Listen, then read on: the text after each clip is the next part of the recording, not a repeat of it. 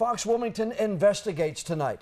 Jobs promised for Wilmington workers that have failed to materialize. Vertex Rail came to town in 2014 and advertised 1,300 good-paying jobs. But over 2 years later now, it appears the company has hired fewer than 300 people. Fox Wilmington's Ann McAdams has learned the state is working to cut its losses as job candidates search for answers. We have selected Wilmington and North Carolina. You may remember the high-profile Vertex Rail press conference. Here we are about to build rail cars again here in the great city of Wilmington, North Carolina. So that's a great thing. Local dignitaries joined the governor in 2014 to announce 1,300 jobs coming to the port city.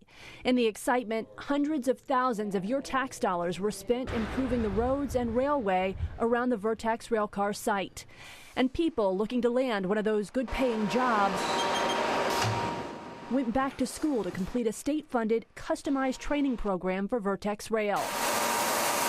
But more than 2 years after the big announcement, many are still waiting to join the payroll. It's playing with people's lives.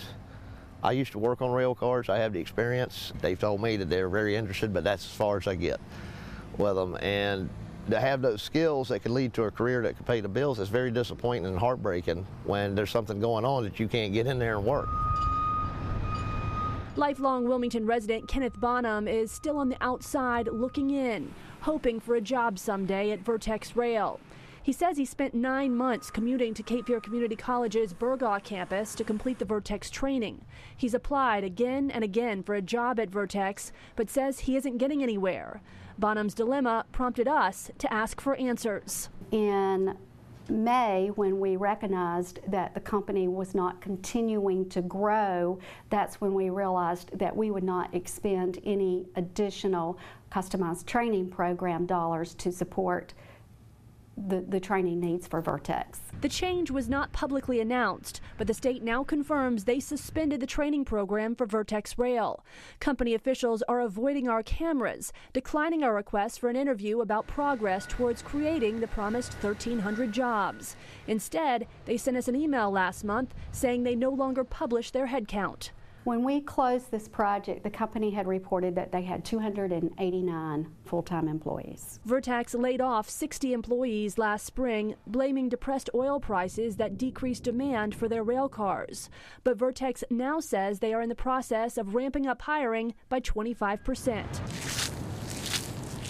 Bonham says that sounds a lot like the promises he's heard before.